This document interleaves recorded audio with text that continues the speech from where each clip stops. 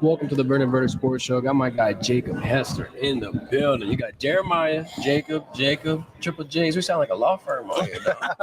Oh, I don't know. You want me going to law school? Right. The good Lord made me good at a couple things, and that wasn't one of them. Come on, man. Yeah. Let's talk about your journey, bro. First off, I want to talk about the number 18, obviously, the story. When did you find out that Matt Mock was giving it to you? And then I'm going to give you a double-sided one. Yeah. Who you think is getting it this year? Who are you giving your stamp to? If I you want to see if I'm right on that one. All right. So for me, Matt Mock, 2004, they won a national championship, and he's like, I want to pass this number down. We want it to kind of be a thing, kind of wanted to live on, because Louisiana's the 18th state to join the union. So like 18 means something to Louisiana.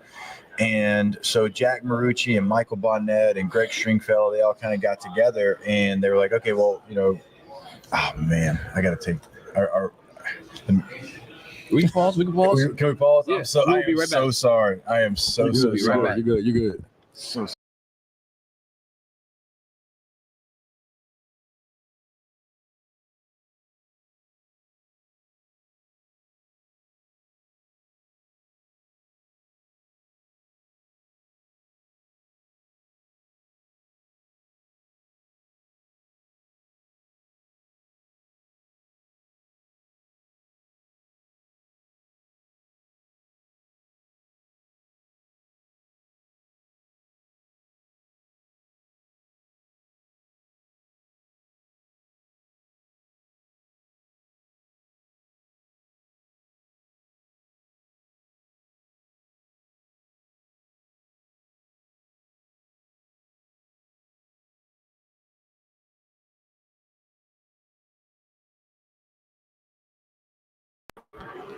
We're going to talk a little bit of ball real quick while Jacob Hester's on the way back. We're about to do a preseason vote today. Mm-hmm. Or maybe tonight. I don't want to be too specific here, but who are you picking?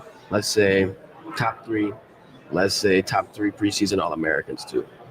And you can't do multiple positions now. We got to do one position. I'm gonna have to go ahead and look at the rosters, and so I don't want to forget anybody. Mhm. You know what I mean? So all right, my guys, I apologize. No worries. My wife's at home by herself with 5 kids, and I got that call, and it was twice in a row. I'm like, hold up, wait a minute. Right. Man, I don't like that one. So sorry about that. So yeah, No worries. so Matt Mock's like, hey, we want to give it to somebody that we feel like does things the right way and is going to be a good representation. And I was shocked I got as a freshman. Like, I wore 13 my entire life. Yeah. And I was a Dan Marino fan. I was like, I want 1-3. And, C-Web, Corey Webster wore it at that time. But I was like, I'm on offense. He's on defense. Like, 13, great. Like, we'll roll with it. He wasn't on special teams. He's an All-American. right. So we're going to be on the field at the same time. But then they came to me with the idea, and I'm like, oh, absolutely. Like, if y'all thought of me as a freshman, like, I don't know what I did to, deserve it. I don't think I did anything to deserve it, but I'll take it. And so I got the number 18, and then we just, like, through those years, we're having conversations like, all right, well, like, who gets it next? Like, who's going to be the guy who gets it next? And we passed it down to Richard Dixon, who at the time had all the tight end records before Mason Taylor broke them all last year. And so, like, it kind of started there, and it was like, hey, we want this to be a guy. They kind of describe as like the ultimate Tiger, like on and off the field. Like, we don't have to worry about him getting in trouble outside. I mean, we know he's going to be a leader in the locker room. And so that's like, it just really started to roll from there. And it's been a great tradition to be a part of. And so many great players, and Tre'Davious White, Lloyd Cushenberry, Foster Moreau, Damone Clark, and you just go like through the list of all the guys. And like, I love Josh Williams getting in last year. My guy bet on himself. He could have gone to smaller places on scholarship. He said, no, the hell with that. I'm good enough to play at LSU. Bet on himself, and then ended up being a reliable piece for the last couple of years. And so it's something, man, I'm extremely proud to be a part of it. I'm humbled to be a part of it. My family's proud to be a part of it. And so I hope it lives on forever. Like, you never know. Like, okay, like, kind of Coach Saban's there, and he kind of like, he okays it, and then Les okays it, and then you're like, okay, cool. Like, and then Coach O okays it, and you're like, man, I sure hope BK is going to okay. And I didn't know, like, because I didn't know BK really coming in. I knew O, right? And like, we had a relationship already from recruiting and different stuff. And like, I'm sitting there, and then the day BK called me, he's like, hey, no, we're gonna keep this thing going. Like, we want y'all to know we're gonna keep this thing going. I was like, all right, good. I appreciate that. And so, yeah, man, it's fun. They take great input, and like, hey, what do you think? What do you see out there? Like, who do you think would be somebody that deserves to wear it? I think there's a couple of guys this year I'd like to see. Look, there's a couple of guys. I'll give you one offense, one defense. Garrett Nussmeier. He hasn't been on a quarterback since Matt Mock. That's a good He's point. been the only quarterback to ever wear the 18 since it's been a deal. Interesting. Right. And so, like, I think, look, it's I made the transition from 13 to 18 too. It's a couple lines. That's all it is, you know. And so I think Nussmeier certainly would be like a prime candidate. And then on defense, I've only ever been called into LSU to be a closer on a recruiting visit one time, never before, never after. And it was Whit Weeks. Yep. He was the only guy LSU called me and said, "Hey, I think this guy wears 18 one day. We want you to come in, tell him the importance of 18, what it means to LSU, what it means to the state of Louisiana, what it means to you and everybody that wore it." And I'm like, all right, cool. Like, I came in, man, and I gave him the good word. I'm like, they think a lot of you. Right. He wasn't the highest rated guy. And it wasn't like a 2-star or anything, but he wasn't the highest rated For guy. sure, They're like, for sure. they're like, Hester, you got to get him here. Like, I'm like, oh, no pressure. His dad played in Georgia. I know his brother just transferred in, but like, you know, he's from the state of Georgia. So I put on, you know, everything I could. I was just like, hey, that if they're thinking that as if you're a high school junior going into your senior year and they think that about you already, that says like the most they can say about you. And so it would be cool to close that, go full circle moment, kind of close the door on them thinking he was going to wear 18 because he absolutely deserves it. For sure. I agree. Right. He's the guy that needs to be wearing 18. And then if he ended up his last year at LSU wearing it, that'd be really cool for me. So one on each, but if I had to pick just one, I'd probably go Whit Weeks. Right. You have 18 and 7 in that linebacker core. That'd be Those skill cool. numbers. Yeah. It would be cool. Offensively, besides Nuss, I kind of threw out the name of Bauer Sharp. He definitely, So like just I've only had a couple conversations with him, and when I say this, it's a term of endearment. He's a meathead, and that's what I was. Yeah. In the Phil Steele magazine on my series show, they let us put an all meathead team together, right? And they're like just 22 meatheads, just like dudes that going to run through a brick wall. Jack Hybrid from LSU was on that list as well. So he would be another good one. He's somebody that you hear nothing but great things about. Always in the weight room, does the right things, cool journeys, southeastern Louisiana. Then goes to Oklahoma, comes back to Louisiana. So look, it's a good thing I think that we're all sitting here and we can give you multiple guys that should wear it. For sure. And I think Nuss is probably the ideal favorite in my mind. Just his journey, right? In the era that we live in, he could have dipped out and went to another place in the transfer portal, but he stuck it through. And like you said, good character guy, keeps his nose clean, and I think he's in for a big season. So I think it'd be nice to see him win that 18, if it's not Whit Weeks. How cool of a story for Garrett Nussmeier. You're exactly right. He's a unicorn. Nobody does what he does anymore. Certainly that had the skill that he had. How many places could he have gone? Everywhere. Right. And played like 2 years ago. He didn't. He waited. He hung around. He didn't take his ball and go home. And it reminds me a lot of my new co-host and my quarterback, Matt Flynn. For sure. And now I know you can say, well, it's harder to transfer. It was, but people did it. He was behind the number 1 overall pick. There's no shame in that. Matt was a great quarterback. He was just behind Jamarcus. They were the same class. He stuck around, man. He hung out. He battled every all season, and it was a competition. He lost those competitions, but he kept coming back and kept coming back. They signed Ryan Perilou in 06, number 1 player in the country, but he didn't leave. He stayed around. He competed against him as well, man. So by the time he got to us, the last thing that Matt was going to do was let us down because he had waited for that opportunity. He wanted to lead that team to a national championship, and I never thought we'd see another one, but we're seeing one in Garrett Nussmeier. I saw the funny story. Y'all had Jimbo on your show, and he talks about like Derek Dooley saw it. He had fat ankles. I mean, think about I'm that. like, what the hell? Hey, you're going to recruit a quarterback, and you're like, we can't take him. He's got fat ankles. I'm like, what of all things, we're gonna hate on this man's cankles. Now he does have some cankles though. So it's like, what are we doing? And they almost didn't take him, and it took Jimbo going to a camp, and Jimbo's like, I call Saban. I'm like, what's Dooley talking about? I mean, don't send him to evaluate a quarterback ever again. That's where you get that power in the pocket. Man. That's right. That's right. I know. I do want to ask you this, man. Let's talk about that running back room. I thought last year the numbers might be misleading. I know Caden Durham averaged over 4 yards a carry. So did Josh Williams. I thought that was a little misleading. Me, in my mind, I think Caleb Jackson is the most, I'm not saying he's the best, the most important running back in that room. Because Jacob, when you was playing in the SEC, you got to be able to get, you got to be able to move the chains on third down, 32 on the goal line in the red zone. You got to get them tough yards. I think Caleb Jackson is that thumper, that bruiser back that has to have a good year this year. He only averaged 3 yards a carry last year, and I think he's the most important back in his room for this running game to be able to take it to another level. Really across the SEC, like we're wondering who's that back, like who's going to be the star backs. Think about it. Like, there's no real running backs here at SEC Media Day. And that, like, you asked us 5 years ago, it'd have been all running backs. Right. The running game's changed a little bit in the SEC, and I wanted to get back to what you're talking about because I think the Big Ten has stayed with that. They got 12 personnel, 2 tight ends. Yep. They got fullbacks too, and they're coming downhill. And like the SEC's always been the toughest league, and now we're playing a little bit basketball on grass. And I think it's affected the running game to your point, right? And some of it's with the running backs, but a lot I think is just with the line of scrimmage. There's like 4 teams in the SEC that were 95th or worse in yards before contact. Wow. Right. So for the running back, he's trying to get started, man. He's in duress like as soon as he gets the football. Right. And you're having to make everything on your own. So I'd like to see like some different diversity in the running game across the board there. I think that would certainly help. And then for Caleb, you're right. Like he's going to make you ooh and ah. The vision's the thing that he needs to continue to work on. At running back, we all, like in high school, we could all hit home runs as soon as we got it. Like it's like boom, looking, bounce to the outside, go.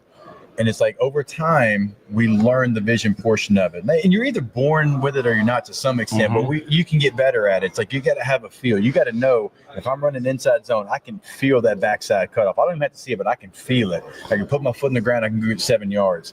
That's what I want to see from him. Like that's that one thing he's missing. He's got the power. He's got the speed. He's got the toughness.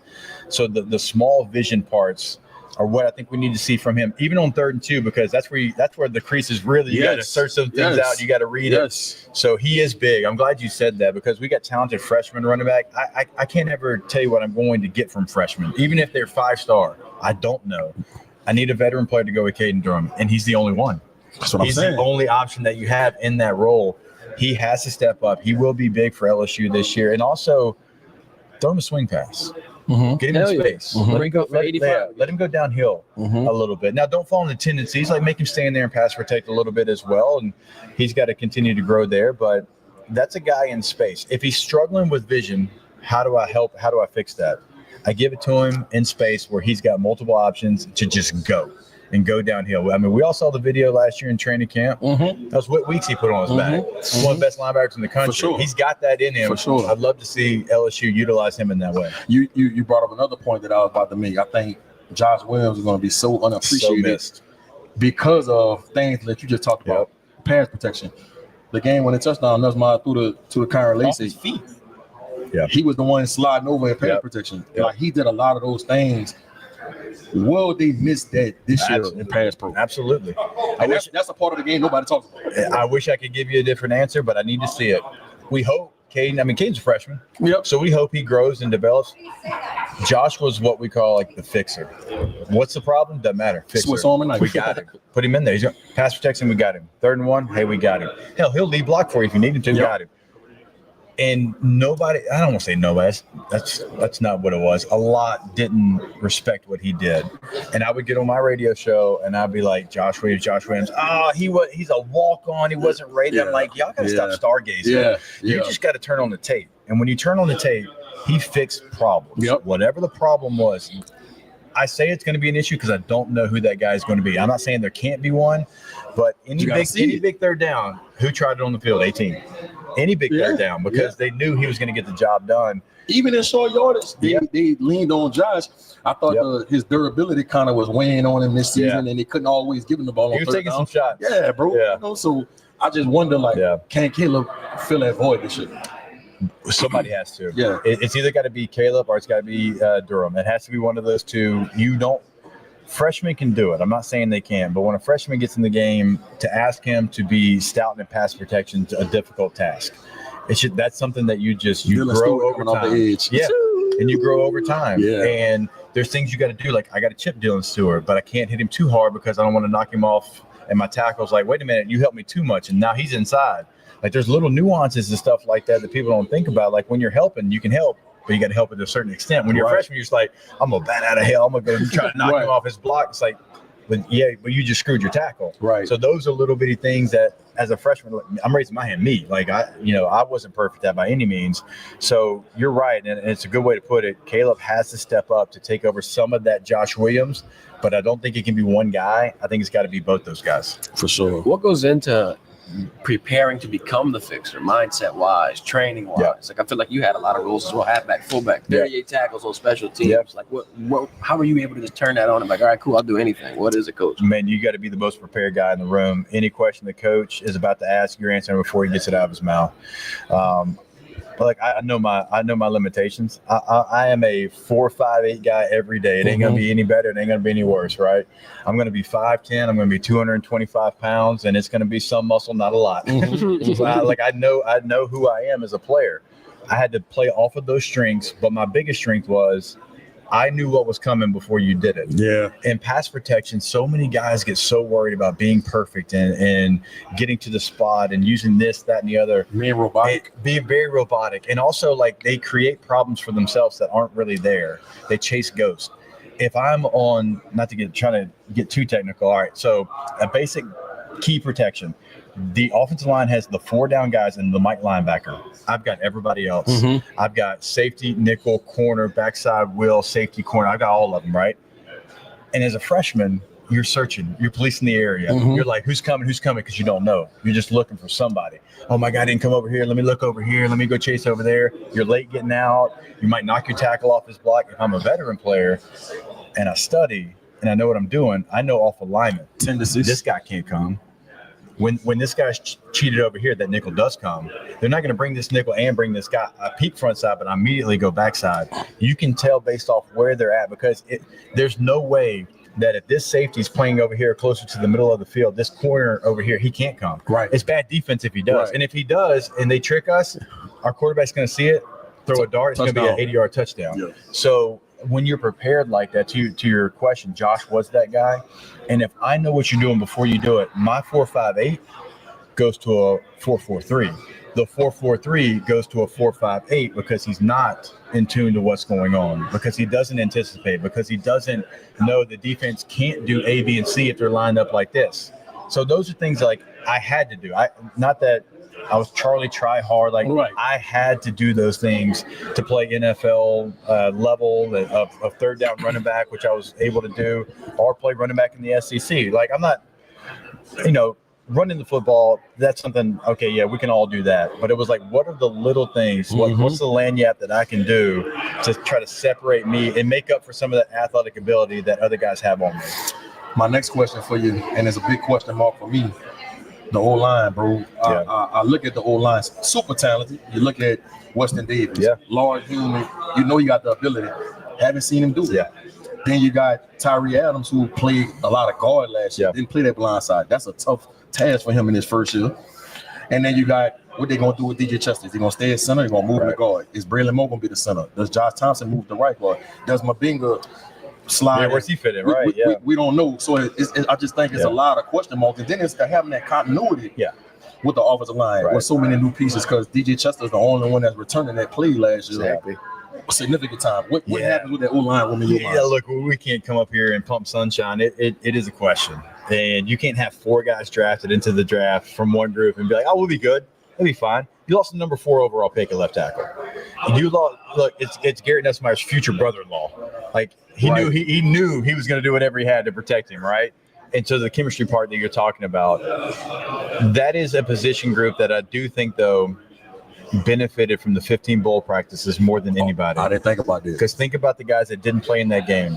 Right? Yeah. We used to call the backup O-line the bomb squad. Well, the bomb squad got 15 practices. Now, Miles Frazier was the one that stuck around. Yeah, yep. And when I talked to Miles down to Senior Bowl, he's like, I took it upon myself to play. I had to be the mentor for that group. I think those 15 practices and playing in that game against Baylor, I'm not saying that it's going to create an All-American offensive line, but just the first time out, it's not going to be against Clemson. They had at least that one experience. So you're counting on stuff like that, and you're counting on your transfers. You go to Northwestern, you go to Virginia Tech, 2 Power 4 programs. They have to give you what they were brought in here for. Look, today as we sit here, what is it? July 15th. I can't tell you left or right. I can't tell you. Right. I can't tell you left or right now what it's going to look like. I don't even know that I can tell you one, because there's so many different combinations that it could be. And DJ Chester, you're right. Like, well, he might play guard. I think there's talent there. I love the bowl game experience, but you lose 4 guys that went to the league.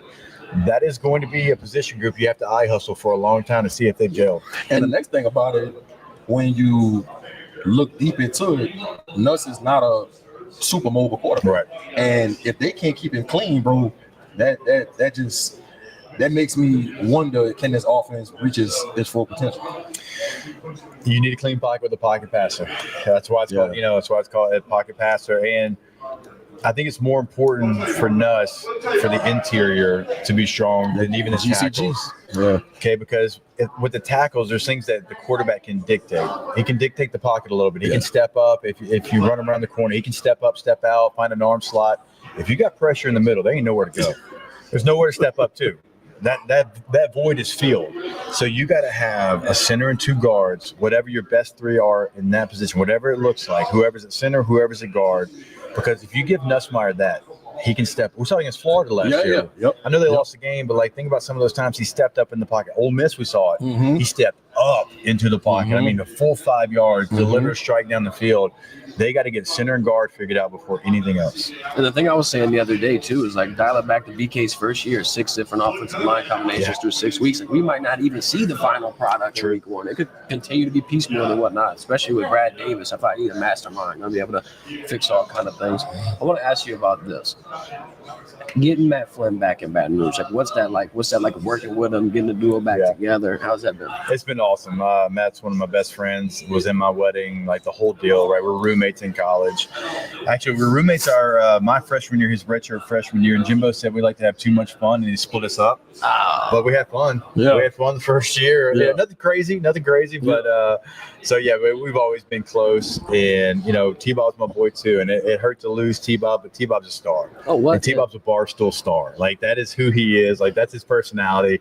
And so I'm so happy for my guy because I'm very fortunate. I get to do the Sirius XM every day and have a national show. And T-Bob, he deserved to be national. He did. And I'm so glad he got that opportunity. And I'll be honest, though, when he left, I'm like, okay, well, who do we get? Who do you get to replace a T-Bob Abear? It's very, very difficult. I didn't think there was any chance Flynn would do it. He's got the My High business that I'm wearing here. He's busy. And I threw it out there one day. I'm like, hey, what if? And I thought absolutely he'd slam it down. He's like, well, okay, well, tell me about A, B, and C. And so I tell him about it. He's like, look, I think we can get that done. I'm like, okay, don't play with me now. We need to find a new coach. And once he was in, I was fired up because, look, the one thing, and Matt will tell you, he ain't gonna know the third string snapper for Arkansas. And look, my brain, that's how it works. I know stuff like that. I'm like, I don't need you to know that stuff. He knows football as well as anybody I've ever been around, the true X's and O's portion of it. And think about it, look, he played a decade in the NFL. He played as high of a level as he did in college. I mean, Super Bowl national champion. He's done it all. And so, that's the part I'm most excited about is him evaluating Garrett Nussmeier, him evaluating the offensive line, pass coverages. I thought I knew coverages really well, and he's like, no, hold on, give me the pen. Nah, brother, no, you stick to the run game. I got this, and so his insight into that is something I've never really been able to have. And so we got this new interactive board in our office where we can watch tape and we can circle and we can draw arrow. That's the stuff I'm really fired up for because he's really going to be able to break it down at a level that I don't think a lot of people have seen. That's like John Madden, bro. That's what. Yeah, I was like, don't give him a pen and teleprompter and let him go because he ain't gonna shut up.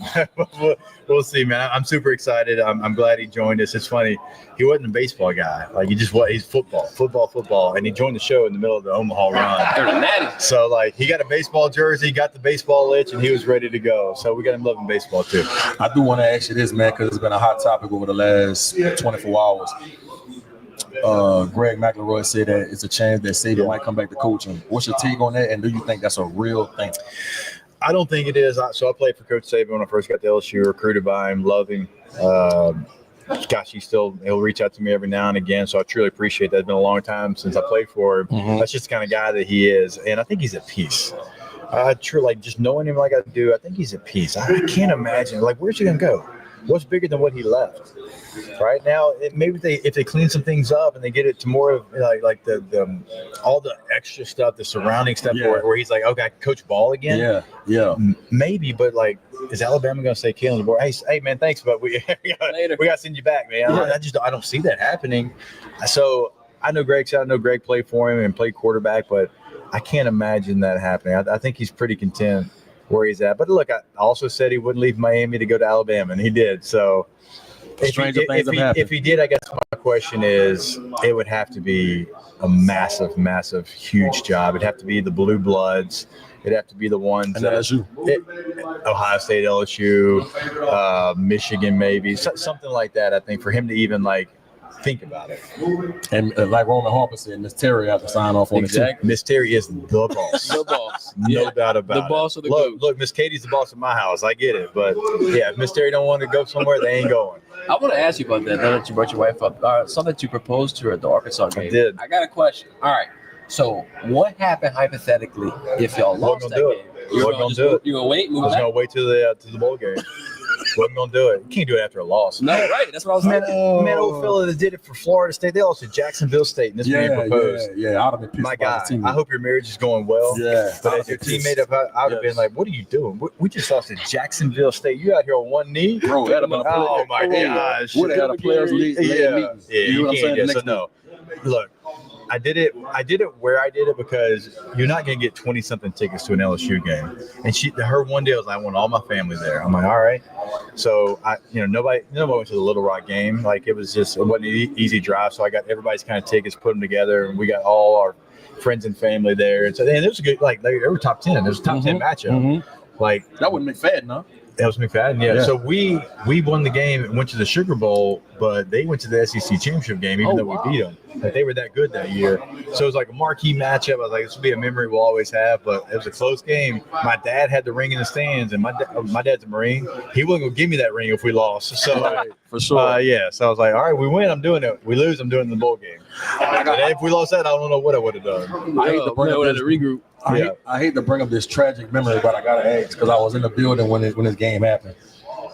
21 years ago, you lose the Hornville in the state championship. Yeah. What happened, man? What happened? I carried the ball twice. I don't know what happened. I got MVP of the game, bro. Everybody, but I only touched the ball in the running game twice. I caught a I think it was a corner route. Caught a corner route and went like 65. You scored the first touchdown of the game. Yeah, went like 65. Yep. I caught a pick six. Yep. And went the distance about another 65, 70, something like that. And I touched the ball two more times.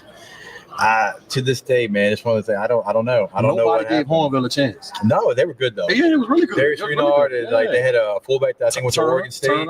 Turner. Yeah, they were Craig good. Turner. That was his name. They were the receiver, good. Greg Populus. They were a good football team. They had a good safety that with the Louisiana Tech. Knockan was his name. So look, they played better than us, but I wish I could have gotten the football a little bit more in that game. I don't know why, man. Now the guy like our running back, the other guy who played at TCU, so he's a good player. So I don't want but I would have liked to touch the football a little bit more in that game. But I credit Hornville. And Darius Renard lets me know about that game all the time. All the time. Bro, nobody gave them a chance. No. Nobody gave him a chance. That was a good game. It was really like 45-41, something like that. Yeah. And that's when Evangel was Evangel. Yeah. Oh yeah. Yeah. Like it was like. Like 2 years after that, they still kind of were Evangel. Yeah, they started to fall a little bit. Yeah, just kind of. Sure. Yeah, West Monroe, not West Monroe anymore. No, I don't know what. Now Rustin's taking over. Yeah, I know. It's crazy. I know. So yeah, shout out to Hornville, man. I give them their flowers. They showed up that day for sure. Yeah. What's some of the stories that you still hold with you to this day that you can remember like it was yesterday, about 2007, and that whole entire run? I'll tell you, one I always tell people. So like, look, we get crazy year, triple overtime losses, whatever. And we find out we're going back to the Natty because all these 7 teams had to lose. Like that was really cool. But like for me, the moment that stands out, once we got back in, like the 72 Dolphins couldn't beat us. You gave us too many chances. Mm-hmm. We ain't gonna let this slide, right? So Ohio State gets up 10-0, quick in that game in the Superdome, like quick. Mm-hmm. Beanie hits a run down the sideline, and I'll never forget this. We're down 10-0. Things aren't going our way. Flynn looks at me and says, "We're good. We're good." Like the most calm, like he's like, "Ain't no thing." And it's like, all right. So like our quarterback, I'll never forget the way he said, because that's not like Matt to say something like that. But he's like, "We're good. Ain't no thing." And he was so cool in that moment. And almost like he knew what we were about to go do. And we went and scored like the next 3 drives or something. And like the way he said it, how he said it, just gave like us the ultimate confidence of it don't matter who we're playing today. It don't matter what they do. We're not losing this game. And so like that to me, like that stands out, just the moment in that game, even though we're playing the Ohio State Buckeyes, they're up 10-0. Our leader, our quarterback, to just give us that message. And it was so like nonchalant for him, but like meant everything to us. What I'm not understanding, and maybe you could break this down a little better for me. Everybody's picking Texas, Georgia, Alabama at the top of the SEC. Yeah. But none of those teams have a returning quarterback. Right. South Carolina, LSU, Vanderbilt, and Florida, the only teams that have a returning quarterback. Of course, we're not gonna put Vanderbilt into it. Diego Pavia, though, I'm a fan. Yeah. He tough. My God. Got that moxie. He tough. What he did to Alabama last year was tough. Yeah. But I know what you're saying. yeah, why do you think people Out of habit. Yeah. Out of habit, you come to SEC Media Day and you're like Georgia, Texas, Alabama, Georgia, Texas, Alabama. And I get it. Like, they earned that. They've earned that. They built up that equity. But it's really my narrative. It's like the teams that have been at the top don't have a quarterback. The teams that are fighting to get there, South Carolina, Florida, LSU, they're not. Like, LSU is like in a different category than those others because they've won national championships. So I'm saying over the last 3 years, whatever it might be, and they've got the quarterback. That's and how's that dynamic going to play out, right? Is Georgia going to be able to get enough to make up for what LSU and South Carolina had? Is Alabama didn't bring their quarterback. That speaks loud to me. They didn't bring their quarterback here. And Ty Simpson didn't win that job yet. That's what that tells me. Yeah, and they're trying to change it. First, they were saying it was a quarterback battle. Now they're trying to say it's Ty Simpson's job. Make your mind up. Him not being here is loud to me. Oh, yeah, for sure. So Very loud. I think that's what's going to make the league so fun is the quarterback chaos, good, bad, or indifferent, right? Everybody's either got a guy, they think they might have a guy, or they know they're in trouble. You know what I'm saying? So, like, there's some teams I think they know they're in trouble at quarterback, and I don't think they can overcome it. I think it's so important to have a quarterback this year. That's why, like, Nussmeier is so important for LSU. He's going to give them a chance in every single game, and we are going to have a shakeup in the SEC. I'm not saying for this year, next, and the next three, but for this season and this year, there's going to be a shakeup at the top because of the quarterbacks. And Curtis Moore came out and said, 50% of his roster. Year one and year two. Year one and year two. And that's the SEC champions we're talking about. Like, they're getting hit with that draft. They are. A lot, but like, that's my. I just think they're not giving Nuss and LSU enough credit, knowing that he's a returning starter. And look, people can say what they want about Nuss. He had his bad moments, but he had a lot of really good moments. Yeah. And he had you excited about coming into this year because year two in recent history been really good for LSU. Magic year. So we'll really see. good, no doubt. And Really last good. thing before we let you get out of here, man, rapid fire. Okay. Favorite football player of all time. Mike Allstott. Ooh, that's a good one. Mike Allstott, yeah, no doubt. Man, I used to be so good with him on what was the name of the game? Not Madden. Blitz? Game Day. Oh, yeah. Game I know Day. what you're talking about. Yeah. Favorite artist to listen to when you was getting hyped for a game? Oof, hype for games, though. I guess a different answer than most. Man, I didn't like the let's get jacked up, let's get loud. Man, I wanted to be like cool and like in my moment. Like my answer for like anything I'm listening to is going to be like some R&B. I got R&B Thursday on my show, so like give me some Usher. Usher or something. So like I'm gonna like get a different mindset. It's like the calm before the storm. You know what I'm saying? Yeah. Favorite place to visit? San Diego. That's where I lived there for 5 years. If I can get back, I'm getting back. For sure. Yeah, it is. Favorite sneaker all time?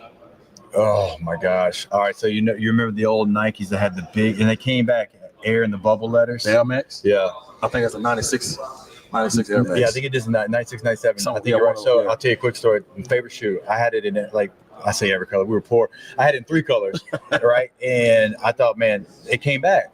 And I got my son some for basketball season, and I didn't know the kids. It ain't back with the kids. It's back with like us. Right. You know what I'm saying? Right. So he's like, Dad, these chunky. These are like Timberlands. Like, what are you doing? I'm like, man, you don't know. Like, these were big. Yes, so like, I would say that like when I was in 6th grade and I wore that shoe to school for the first time, I sharpened my pencil 10 times that day. Me too. Let me get up a little more. Me too, Yeah. for sure. Toughest opposing player you went against? Patrick Willis. In college and pros. Ole Best Miss. football player I ever played against. Ole Miss. Better than Ray Lewis, better than Troy Polamalu, better than James Harrison, better than Ed Reed. And I love Ed. Ed's the second best. This is Patrick Willis. Patrick was smarter than you, faster than you, and stronger than you. That's a bad combination for me to have success. And then he'd knock you in the dirt, help you up and say, hey, sorry, man, you'll get him next time. Like, it was nice. Like, what do you do?